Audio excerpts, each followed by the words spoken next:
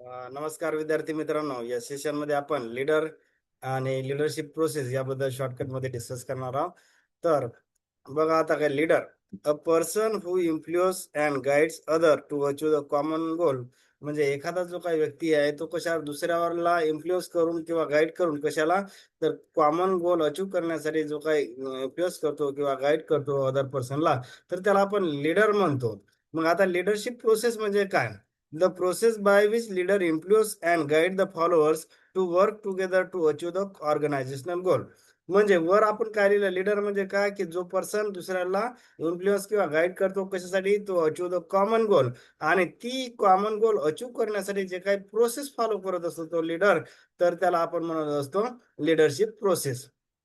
आता leadership theory बद्दल काही महत्वाच्या थिअरीज आहेत, त्याच्यावर एक्झाम मध्ये क्वेश्चन येतात. आता बघा त्याच्यामध्ये great man theory by Thomas Carlyle यांनी ही ग्रेट मॅन थिअरी ही काढलेली आहे. तर त्यांनी काय सांगितलं, this theory says leader are born not made. म्हणजे लीडर हे जन्मताच किंवा नॅचरली जन्माला येतात, त्यांना तयार करता येत नाही असं त्यांनी सांगितलं. तर त्याला आपण ग्रेट मॅन थिअरी असं म्हणतो.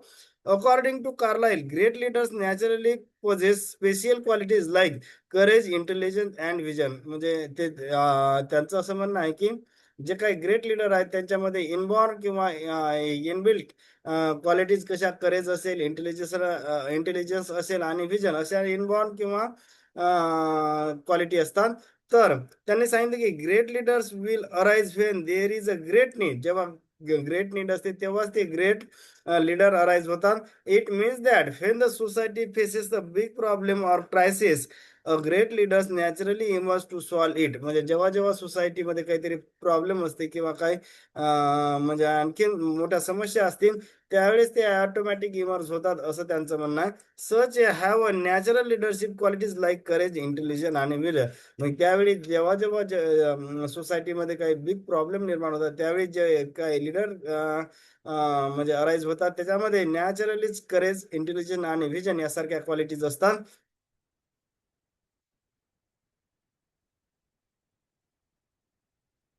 नंतर दुसरी थिअरी आहे ट्रेड थिअरी ऑफ लिडरशिप. यांनी स्टॉकडील यांनी काढलेली आहे. Leaders have specific traits like confidence, intelligent and responsibility that makes them effective. म्हणजे काय सांगितलं की ट्रेड थिअरी ऑफ लिडरशिप मध्ये सांगितलं की लिडरशिप या स्पेसिफिक ट्रेट्स म्हणजे कल कल किंवा एखाद्या गोष्टीचा पाहण्याचा दृष्टिकोन. मग ते काय झालं की कॉन्फिडन्स त्याच्यामध्ये असते, लाईक इंटेलिजन्स आणि responsibility that makes them effective. म्हणजे लीडर्स हॅव स्पेसिफिक ट्रेड्स म्हणजे त्याचा अप्रोच असा असतो की त्यामध्ये confidence, intelligence, responsibility that's makes them effective. त्यांना फार इफेक्टिव्ह बनवण्यासाठी ते असते, म्हणजे कॉन्फिडन्स, इंटेलिजन्स आणि रिस्पॉन्सिबिलिटी. नंतर कंटिजेन्सी थेरी ही कोण काढली, फिडलर यांनी काढलेली आहे. म्हणजे फिडलर यांची जी कंटिजेन्सी थेरी आहे. आता ही state that effectiveness of the leadership depends on the situation and there is a no single best leadership style. त्यांचं म्हणणं आहे की बाबा हे तुमच्या काही लिडरशिप स्टाईल अशी जगात तशी काही बेस्ट लिडरशिप स्टाईल वगैरे काही नसते. तर लिडरशिप स्टाईल ही सिच्युएशन वर डिपेंड असते. म्हणजे असं काय आपण जे म्हणतो काही लिडरशिपचे वेगळे टाईप वगैरे, तर त्यांचं म्हणणं आहे की फ्रेड फिडलर यांचं म्हणणं आहे की असं काही नसते, ते सगळं डिपेंड्स ऑन द सिच्युएशन असते. तर त्याला आपण कंटिजन्सी थिअरी ऑफ लिडरशिप असं म्हणतो.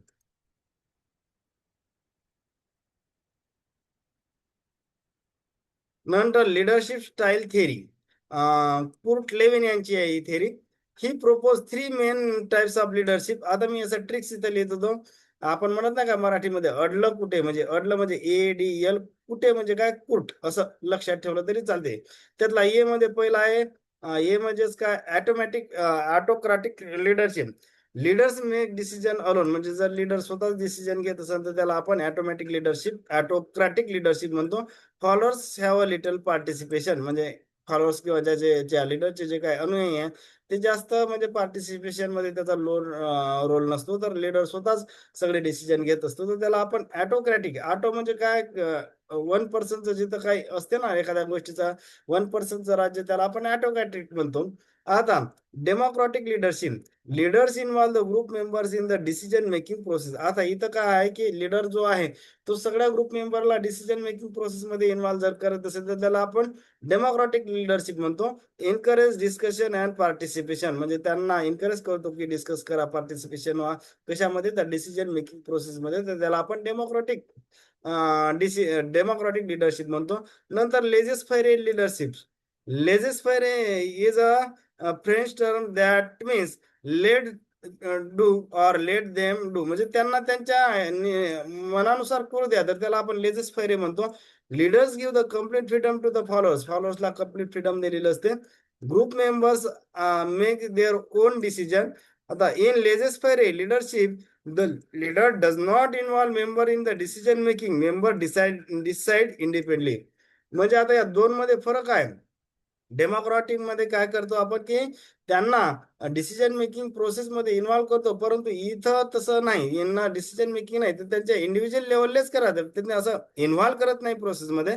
The leader does not involve members in the decision making, member decide independently, स्वतंत्र ते विचार करतात. असं ग्रुप ना बाबा या इथं डिसिजन मेकिंग मध्ये निर्णय द्या असं नाही, तर त्यांनी त्याचं स्वतंत्र निर्णय घ्यायचं आहे. Note, or another style called a transformational leadership was added research such as James Byrne and later developed by Boss. म्हणजे बर्न आणि बॉस यांनी नंतर एक काढलेली आहे की आता हे तीन टाईपच्या झाल्या स्टाईल लिडरशिप. म्हणजे कोणती, पहिली ऑटोक्रॅटिक, डेमोक्रॅटिक, लेजेस फेरे, आणि चौथी ओव्हर टाइम कोणतं चौथं आलेलं आहे, ट्रान्सफॉर्मेशनल लिडरशिप. परंतु ट्रान्सफॉर्मेशनल लिडरशिप एक कुर्ट के लेविन यांनी नाही काढलेली आहे. त्याच्यानंतर ते ट्रान्सफॉर्मेशनल लिडरशिप हे बर्न आणि बास या दोघांनी काढलेले आहे. तर हे कुठलेचं नाही, कारण की चौथी महत्वाची टाईप आहे त्याच्यामधलं की ट्रान्सफॉर्मेशनल लिडरशिप, परंतु ते कुर्ट लेविन यांनी काढलेली नाही. ती लिडरशिप बर्न्स आणि बास यांनी काढलेली आहे. ट्रान्सफॉर्मेशनल लिडरशिप आपण पहिलेच बघितलं की कोणी काढलेले, बर्न्स आणि बॉस.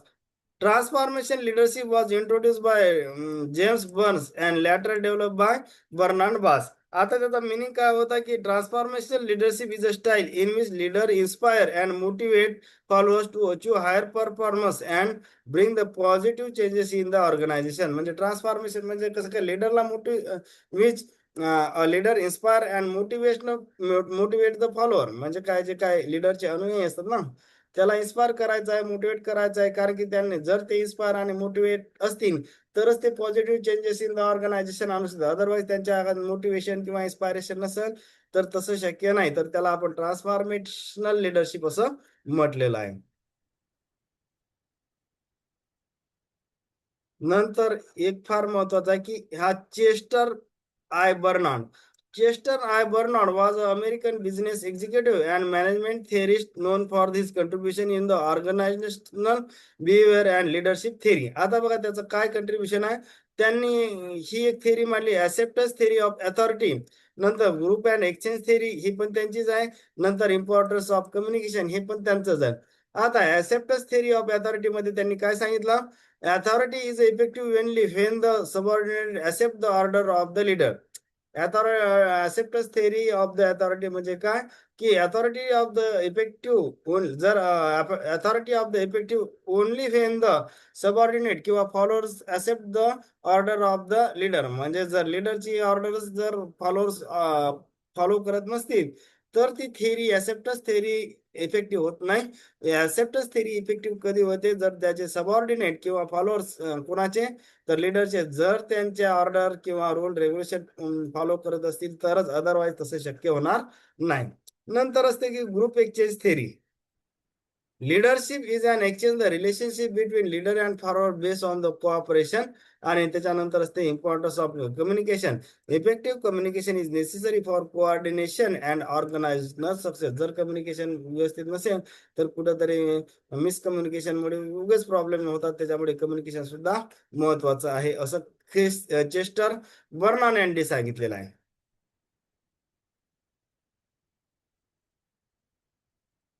नंतर ट्रान्झॅक्शनल लिडरशिप थेअरी मॅक्स वेबरची. आता बघा transactional leadership theory was first explain by max weber. आता मॅक्स वेबर आपल्याला माहित आहे कोणत्या संदर्भात आहे, ब्युरोक्रॅसी थेरीच्या संदर्भात सुद्धा मॅक्स वेबर यांचं योगदान आहे.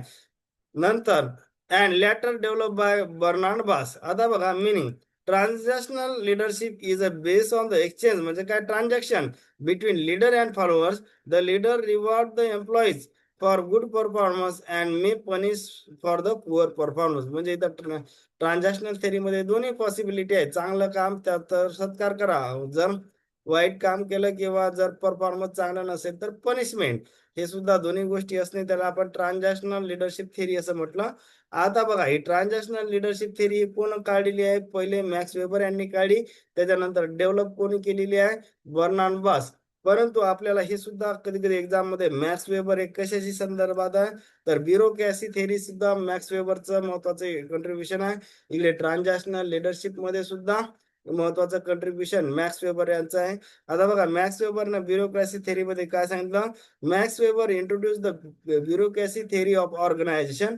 ही believes that organisation work best when they follow the clear rules, structure and authority. हे तिन्ही गोष्टी असतील तरच ऑर्गनायझेशन व्यवस्थित पडते. म्हणजे क्लिअर रूल रेग्युलेशन असले पाहिजे, स्ट्रक्चर व्यवस्थित असलं पाहिजे आणि प्रत्येकाची अथॉरिटी काय डिफाईन असल्या पाहिजे. अदरवाईज हे जर नसलं तर नुसतं गोंधळाची स्थिती निर्माण होते, असं मॅक्स वेबर यांनी म्हणायचं होतं.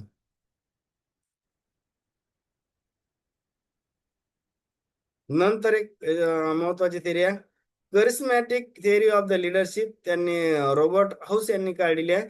The charismatic theory of leadership is mainly associate with Robert House. आणि त्याचा मिनिंग काय, charismatic leadership means leader influence and inspire the follower through strong personality, confidence आणि विजन. म्हणजे लीडरच्या अंगी जर काही स्ट्रॉंग पर्सनॅलिटी असेल, फेमस असेल, कॉन्फिडन्स असेल, विजन असेल, तर तो आपलं करिस्मॅटिक थेरी त्याला म्हणजे असेल या गुण, तर ते ऑर्गनायझेशन साठी फार इफेक्टिव्ह ठरण्याचे चान्सेस आहेत, असं त्यांनी रॉबर्ट हाऊस यांनी सांगितलेलं आहे. तर होप करतो बऱ्याच गोष्टी मी फास्ट मध्ये सांगितल्या. काही चॅनल आपल्याला जर काही गोष्टी आवडल्या असतील तर चॅनलला लाईक, सबस्क्राईब आणि शेअर करायला विसरू नका. थँक्यू.